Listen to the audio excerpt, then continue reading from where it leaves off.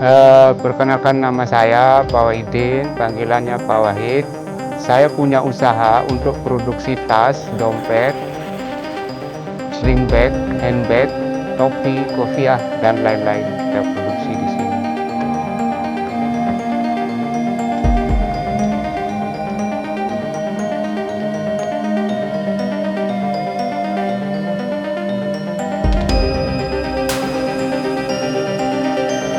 Produk di sini ada tas, ada dompet, ada kopiah, ada topi, ada handbag, ada kain tenun, ada kain tampas, ada tikar, ada kursi.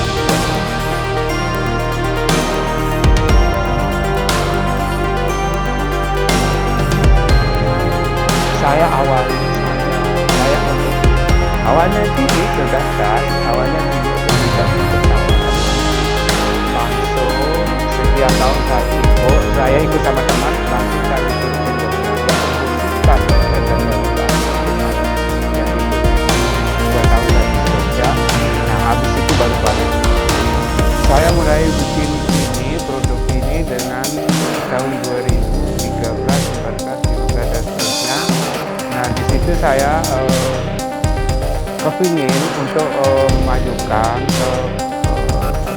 pengrajin tenun.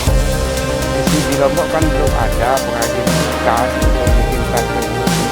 Nah, saya berusaha inovatif untuk produksi tas tenun. Pertama kali saya yang produksi tas tenun di Lombok. Awal saya untuk ingat untuk buat produk, karena di Lombok kan belum ada pesaingnya untuk produksi tas. Nah, saya belajar sejak langsung setelah 1 tahun atau 2 tahun saya langsung. Kalau modal kita tidak punya modal, kita punya modal sedikit, cuma kita beli bahan meter 2 meter itu yang bisa kita nambah hasil kita jualan.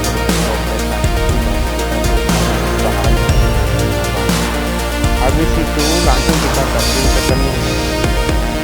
Tenun itu tidak bisa dibeli satu meter 2 meter, kita harus beli satu kain. Satu kain itu harganya 1 juta, hampir 2.500.000 per satu kain tenun.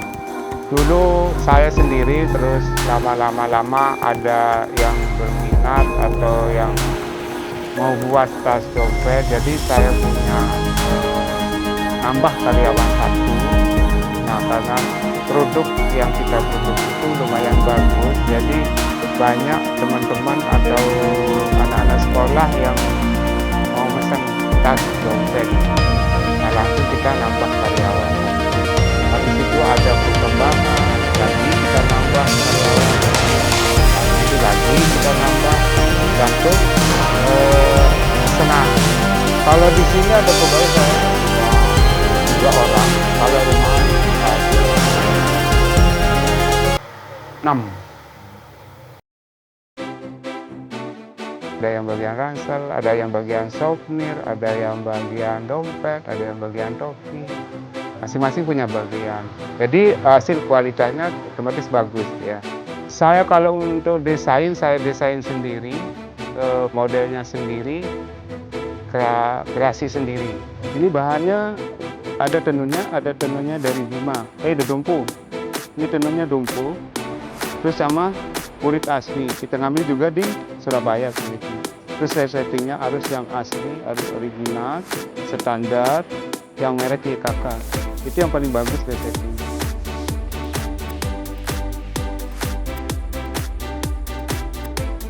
Kalau bikin tas, misalnya tas ransel kita buat itu bisa 1 jam, 1 jam untuk produksi aja. Di luar pemotongan. Ini pola badan yang di belakang, ini yang untuk resettingnya ini. Nah, ini untuk pundaan, ini untuk kantong, ini untuk resetting yang ini. Pemotongannya itu bisa 10 menit atau 15 menit setiap 1 pieces tas ransel. Ini kapur, kita ngambil sini, set, ini.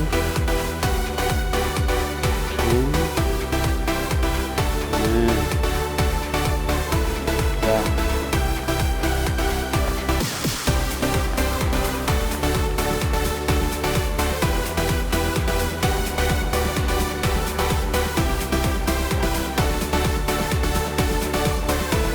Kalau dompet itu bisa 25 pieces per hari per orang. Setiap produk itu masing-masing yang ngerjain. Misalnya tas saja, misalnya dompet aja. Baru maksimal hasil. Kalau tas ransel itu bisa 6 pieces per hari. Dengan ukuran tas anak sekolah dari SD sampai mahasiswa. Ada 6 pieces yang sehari diproduksi sama satu orang. Bisa jadi. Kalau ini 4 HP, ada kulitnya juga dan ada variasi tenunnya. Fungsinya bisa untuk naruh uang, HP, ada kat-katnya.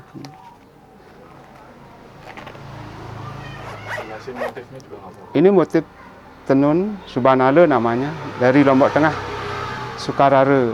Ini fungsinya untuk yang begini. Yang ini pernah dipakai pada Pak Sandiaga Uno, yang ada tenunnya lotim, pringgesele. Nah, kayak model gini, dia pernah dipakai sama Sandiaga Uno. Ini buatnya bagus, dia asli, dia produk luarnya. Dalamnya dia pakai kain katun, dia enggak cepat sobek, bisa dicuci, bisa digini-giniin dia. Terrusak.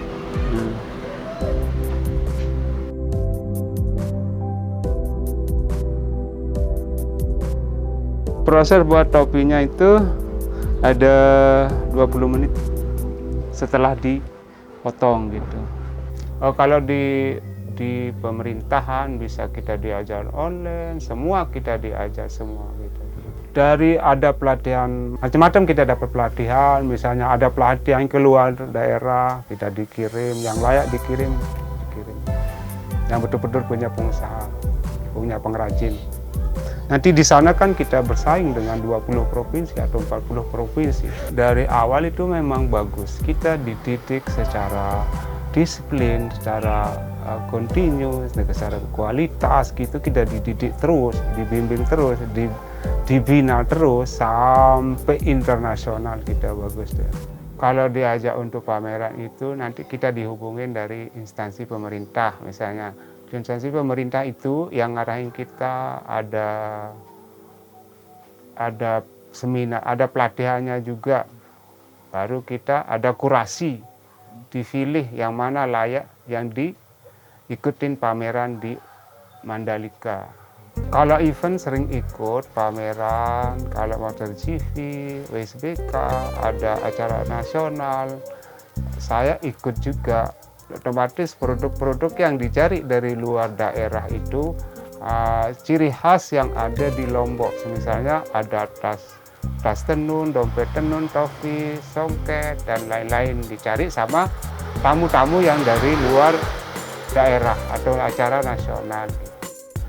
Selain di luar Lombok itu ada juga produk-produk yang sering diminatin sama orang-orang luar negeri. Seperti topi, ada dompet kecil-kecil, ada handbag, ada sling bag, itu yang disenengin sama orang-orang luar negeri. Atau tote bag itu yang ada motif tenun sedikit, ada yang tulis-tulisan dikit, itu yang disukain sama orang-orang luar negeri dengan kualitas yang bagus. Ini bule-bule pernah dia beli di saya kalau ada event MotorGP atau WSBK, ini paling laris. Yang hot ini.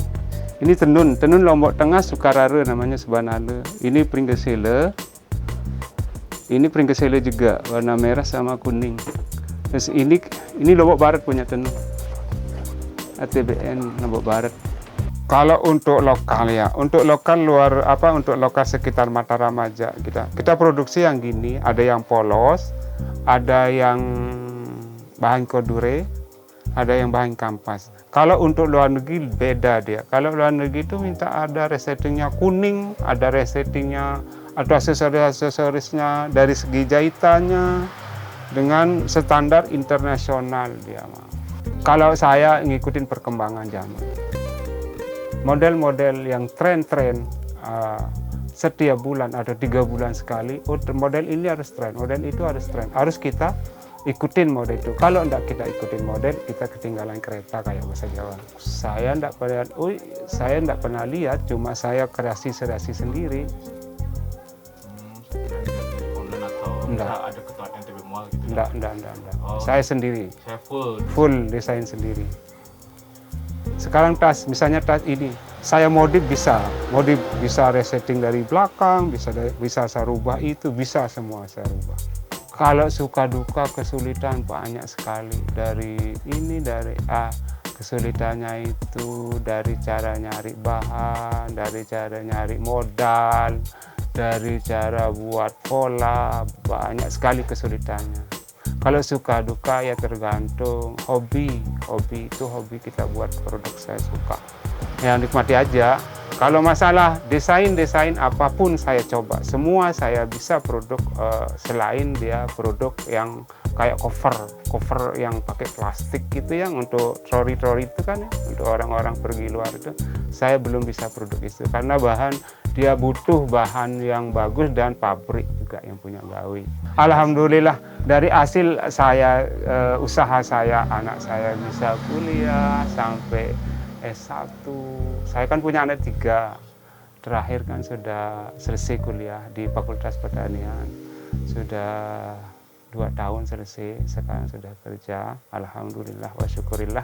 Terus yang kedua sudah kuliah di manajemen ekonomi di Unram.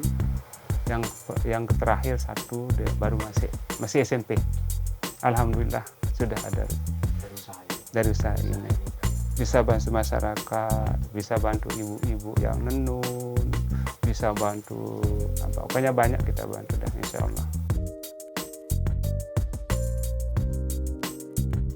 Pesan saya untuk anak muda yang mau berusaha kayak saya, pertama mau, kedua tekun, ketiga rajin, keempat disiplin dan tepat waktu, insya Allah dicari sama customernya.